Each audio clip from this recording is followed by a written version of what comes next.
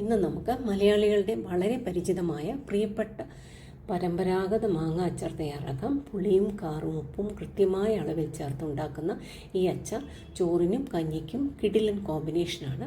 വീട്ടിൽ എളുപ്പത്തിൽ തയ്യാറാക്കാവുന്ന ഈ റെസിപ്പി തീർച്ചയായും ഉണ്ടാക്കി നോക്കണേ. I'm Seena, welcome to my channel. ഈ വീഡിയോയിൽ ഒരുപാട് ടിപ്സൊക്കെ ഞാൻ തരുന്നുണ്ട്. അച്ചാർ ഉണ്ടാക്കുമ്പോൾ നല്ല ടേസ്റ്റിൽ വരാനും അതുപോലെ തന്നെ കൂടാതെ ഇരിക്കാൻ വേണ്ട എല്ലാ കാര്യങ്ങളും പറഞ്ഞു തരുന്നുണ്ട്. അതുകൊണ്ട് വീഡിയോ അവസാനം വരെ കാണാൻ ശ്രദ്ധിക്കണേ. ഈ വീഡിയോ ലൈക്ക് ചെയ്തും ചാനൽ സബ്സ്ക്രൈബ് ചെയ്തും ബെൽ ബട്ടൺ എനേബിൾ ചെയ്തും എന്നോട് കൂട്ടുകൂടി എന്നെ ഒന്ന് സപ്പോർട്ട് ചെയ്യാൻ മറക്കരുതേ. പിന്നീട് വരുന്ന അടിപൊളി വെറൈറ്റി റെസിപ്പീസ് എല്ലാം നിങ്ങൾക്ക് കിട്ടുന്നതിന് ഇത് നല്ലതാണ്. ഇതിന് വേണ്ട ഇൻഗ്രീഡിയൻസ് ഞാൻ ഇവിടെ എടുത്ത് വെച്ചിട്ടുണ്ട്. ഞാൻ എടുത്തേക്കുന്നൊരു വലിയ പച്ചമാങ്ങയാണ്. അപ്പോൾ മാങ്ങ മുറിച്ച് നോക്കുമ്പോൾ നമുക്ക് കാണാൻ പറ്റും അത്യാവശ്യം മൂത്ത മാങ്ങയാണോ അതോ ഇളപ്പൻ മാങ്ങയാണോ എന്ന്. മൂത്ത മാങ്ങയ്ക്ക് മാങ്ങ ചെറുതായി പഴുത്ത് തുടങ്ങുന്നതിന് നിറം കാണും, അതിന് ടേസ്റ്റും കൂടുതൽ കാണും. ഇവിടെ ചെറിയൊരു മഞ്ഞ കളർ നിങ്ങൾക്ക് കാണാൻ പറ്റുന്നുണ്ടല്ലോ. നമ്മുടെ മാങ്ങ മുറിക്കുമ്പോൾ ഫുൾ ഒരു വൈറ്റ് കളറാണെങ്കിൽ നല്ല പുളിപ്പായിരിക്കും അതിന്. അങ്ങനത്തെ മാങ്ങ പിക്കിൾ ഉണ്ടാക്കാൻ എടുക്കാതിരിക്കുന്നതാണ് നല്ലത്. മാങ്ങ നമുക്ക് നല്ലതുപോലെ കഴുകി വൃത്തിയാക്കിയതിന് ശേഷം വെള്ളമെല്ലാം പോക്കത്തക്ക രീതിയിൽ നല്ലതുപോലെ ഒന്ന് ഉണക്കിയെടുക്കാം. ഞാനിവിടെ തൊലിയോടുകൂടി തന്നെയാണ് കട്ട് ചെയ്തിരിക്കുന്നത്. മാങ്ങയുടെ തൊലി വേണമോ ഇല്ലയോ എന്ന് തീരുമാനിക്കുന്നതിന് ഒരു ചെറിയ ടിപ്പ് പറഞ്ഞുതരാം. ഒരു മാങ്ങ എടുത്തിട്ട് അതിൽ നിന്നും ഒരു ചെറിയ പീസ് തൊലി കട്ട് ചെയ്ത് ഒന്ന് കടിച്ച് നോക്കണം. അതിന് കമർപ്പുണ്ടെങ്കിൽ ആ മാങ്ങയുടെ തൊലി കംപ്ലീറ്റ് കളഞ്ഞിട്ടെടുക്കാം. കമർപ്പില്ലെങ്കിൽ നിങ്ങൾക്ക് തൊലിയോടുകൂടി തന്നെ മാങ്ങ കട്ട് ചെയ്ത് എടുക്കാവുന്നതാണ്. ഇളപ്പൻ മാങ്ങ വെച്ച് നമ്മൾ അച്ചാർ ഉണ്ടാക്കി കഴിഞ്ഞാൽ നമ്മൾ വിചാരിക്കുന്ന ടേസ്റ്റ് കിട്ടത്തില്ല, പുളിയും കൂടുതലായിരിക്കും. ഇതെൻ്റെ സിസ്റ്ററിൻ്റെ വീട്ടിൽ നിന്ന് കൊണ്ടുവന്ന മാങ്ങയാണ് കേട്ടോ. അവർ എല്ലാ വർഷവും മാങ്ങ അവിടെ നിന്ന് വരാറുണ്ട്.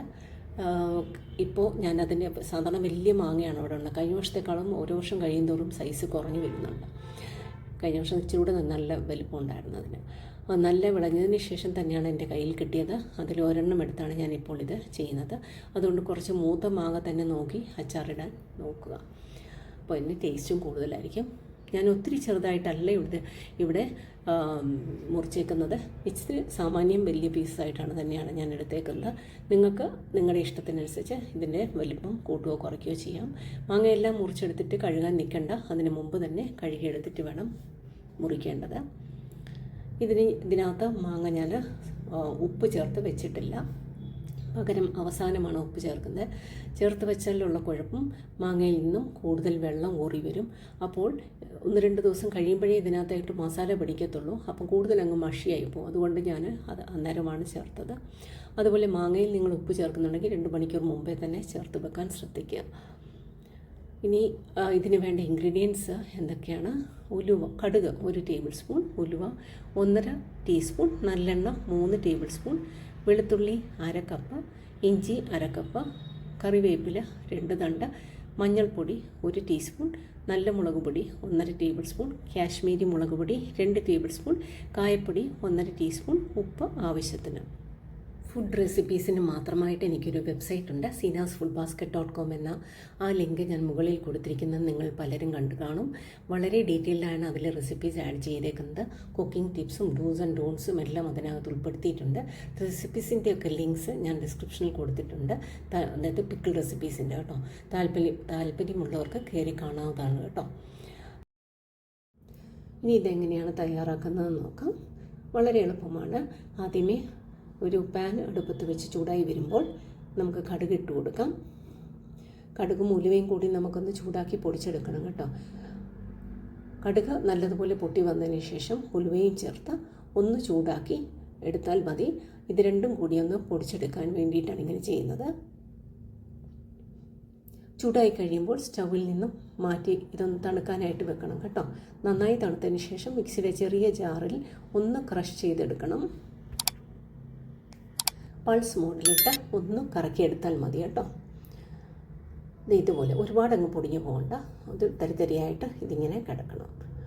അപ്പോൾ ഇതാണ് ശരിക്കും മാങ്ങയ്ക്ക് നമ്മുടെ അച്ചാറിന് നല്ല ഒരു രുചി തരുന്നത്, ഈ ഒരു സംഭവമാണ്. ഇനി നമുക്കിത് തയ്യാറാക്കിയെടുക്കാം. ഒരു പാന് സ്റ്റൗവിൽ വെച്ച് അതിലേക്ക് എടുത്തു വെച്ചിരിക്കുന്ന നല്ലെണ്ണ ഇട്ട് കൊടുക്കാം. അതിനുശേഷം നല്ലെണ്ണ ചൂടായി വരുമ്പോഴേക്കും നമുക്ക് വെളുത്തുള്ളി നിർബന്ധമില്ല, ഓപ്ഷണലാണ്. പക്ഷേ എനിക്ക് ഇഞ്ചി ചേർക്കുന്നതിനേക്കാളും വെളുത്തുള്ളി ചേർക്കുന്നതാണ് എനിക്കിഷ്ടം. സാധാരണ ഇഞ്ചിയും ചേർക്കാറുണ്ട്, വെളുത്തുള്ളിയും ചേർക്കാറുണ്ട്. വെളുത്തുള്ളി കുറേ ആളുകളൊന്നും വെളുത്തുള്ളി ചേർക്കാറില്ല. ഇതൊന്ന് മൂത്ത് വരട്ടെ. മൂത്ത് വരുന്നതിന് ശേഷം നമുക്ക് ഇതിലേക്ക് കുറച്ച് 2 തണ്ട് കറിവേപ്പില ഇട്ട് കൊടുക്കുന്നുണ്ട്. ഇത് മൂത്ത് വരുമ്പോൾ ഇതിന് നല്ലൊരു മണം വരുന്നുണ്ട്.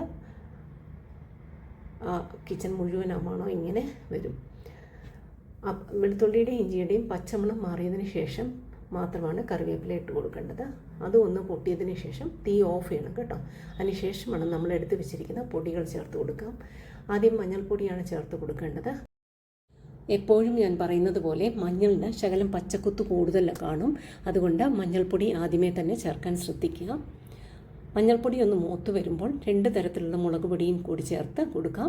കാശ്മീരി മുളക് പൊടിയും നല്ല മുളക് പൊടിയും നല്ലതുപോലെ ഒന്ന് മിക്സ് ചെയ്ത് കൊടുക്കാം. കാശ്മീരി മുളക് പൊടിയുടെ പച്ചമണം മാറാൻ നല്ല മുളക് പൊടിയേക്കാളും കൂടുതൽ നേരം എടുക്കും. അതുകൊണ്ട് ആദ്യം കാശ്മീരി മുളക് പൊടി തന്നെ ചേർക്കാൻ ശ്രദ്ധിക്കുക. അച്ചാർ അത് മാത്രമല്ല, കാശ്മീരി മുളക് പൊടി ചേർക്കുമ്പോൾ അച്ചാറിന് നല്ല കളറും കിട്ടും. ഓരോരുത്തർക്കും വേണ്ട എരിവിനനുസരിച്ച് മുളക് പൊടി ചേർത്ത് കൊടുക്കാവുന്നതാണ്. മലയാളികളുടെ ഭക്ഷണമേശയിൽ എന്നും സ്ഥാനം പിടിച്ചിരിക്കുന്ന ഒരു സൂപ്പർ താരം തന്നെയല്ലേ ഈ മാങ്ങ അച്ചാർ. ചിലരെയൊക്കെ വീടുകളിൽ 365 ദിവസവും മാങ്ങാച്ചാർ കാണും. അതുപോലെ നിങ്ങൾ ഈ കമൻറ്റ്സ്, നിങ്ങളുടെ അഭിപ്രായങ്ങളൊക്കെ കമൻറ്റ് ബോക്സിലൂടെ എഴുതി അറിയിക്കണേ. വീഡിയോ ഇഷ്ടമായ ലൈക്ക് ചെയ്യാനും സബ് ചെയ്യാനും ഷെയർ ചെയ്യാനൊന്നും മറക്കരുത് കേട്ടോ. നിങ്ങളത് നെഗറ്റീവ് കമൻ്റ് ആയാലും പോസിറ്റീവ് കമൻ്റ് ആയാലും ഒന്ന് എഴുതി അറിയിക്കുക കേട്ടോ. ഇതിലേക്ക് നമുക്ക് അരിഞ്ഞു വെച്ചിരിക്കുന്ന മാങ്ങ ഇട്ട് കൊടുക്കാം. മാങ്ങ ഇട്ട് കൊടുത്തിട്ട് ഒന്ന് മിക്സ് ചെയ്യണം. ഇപ്പോൾ നമുക്ക് ഉപ്പും ചേർത്ത് ഇളക്കാവുന്നതാണ്.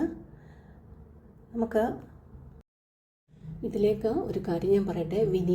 വിനാഗിരി ഞാൻ ചേർക്കുന്നില്ല.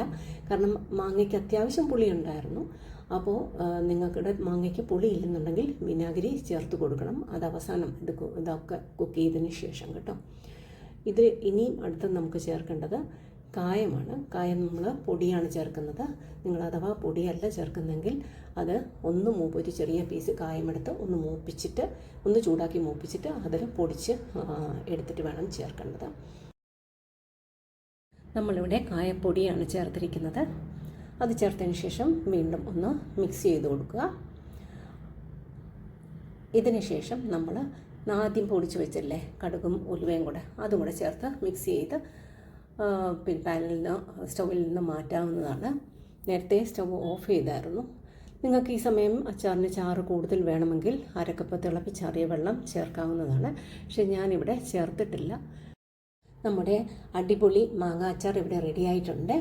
അച്ചാർ നല്ലതുപോലെ ആറിയതിന് ശേഷം നമുക്കിതൊരു കുപ്പിയിലേക്ക് മാറ്റാം. ശ്രദ്ധിക്കുക, കുപ്പി നല്ലതുപോലെ ഉണങ്ങിയതായിരിക്കണം. ഒരല്പം പോലും ഈർപ്പം പാടില്ല. 2 ദിവസത്തേക്ക് ഈ അച്ചാർ എടുക്കാതിരിക്കുന്നതാണ് നല്ലത്.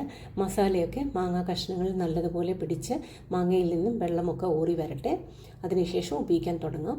നിങ്ങൾക്ക് വേണമെങ്കിൽ ഇതിൻ്റെ മുകളിൽ മാങ്ങാച്ചാറിൻ്റെ മുകളിൽ കുപ്പിക്കകത്ത് കുറച്ച് നല്ലെണ്ണ ചൂടാക്കി നല്ലതുപോലെ അറിയതിന് ശേഷം ഒഴിച്ചു കൊടുക്കാവുന്നതാണ്. എൻ്റെ കുപ്പിയിൽ എണ്ണ ഒഴിക്കാൻ സ്ഥലമില്ല. നിങ്ങൾ കുറച്ചുകൂടി വലിയ കുപ്പി എടുക്കാൻ നോക്കണം കേട്ടോ. നല്ലെണ്ണ ഒഴിച്ചു കൊടുക്കുന്നതിന് ഒഴിച്ചു കൊടുത്താൽ പെട്ടെന്ന് പൂപ്പലുണ്ടാകാതിരിക്കാൻ വേണ്ടിയിട്ടാണ് കേട്ടോ അങ്ങനെ. അതുപോലെ അച്ചാറിൽ എടുക്കാൻ ഉപയോഗിക്കുന്ന സ്പൂൺ എപ്പോഴും ഡ്രൈ ആയിരിക്കണം. അല്ലെങ്കിൽ പെട്ടെന്ന് അച്ചാർ പൂത്തുപോകും, ഫംഗസൊക്കെ ഉണ്ടാവും. അതുപോലെ ആവശ്യം കഴിയുന്നതിന് ശേഷം സ്പൂൺ അച്ചാറിൽ ഇട്ട് വെച്ചേക്കരുത്. ഒരു കെമിക്കൽ റിയാക്ഷൻ അന്നേരം ഉണ്ടാവും. അതുകൊണ്ട് സ്പൂൺ മാറ്റിയിട്ട് അച്ചാർ അടച്ചു വെക്കാൻ പ്രത്യേകം ശ്രദ്ധിക്കുക. ഈ അച്ചാർ ചോറിൻ്റെയും കഞ്ഞിയുടെയും കൂടെയൊക്കെ ഒരു ബെസ്റ്റ് കോമ്പിനേഷനാണ്. അഭിപ്രായങ്ങളൊക്കെ എഴുതി അറിയിക്കണേ. Seena signing off. Thanks for watching. See you in the next video. Take care. Bye bye.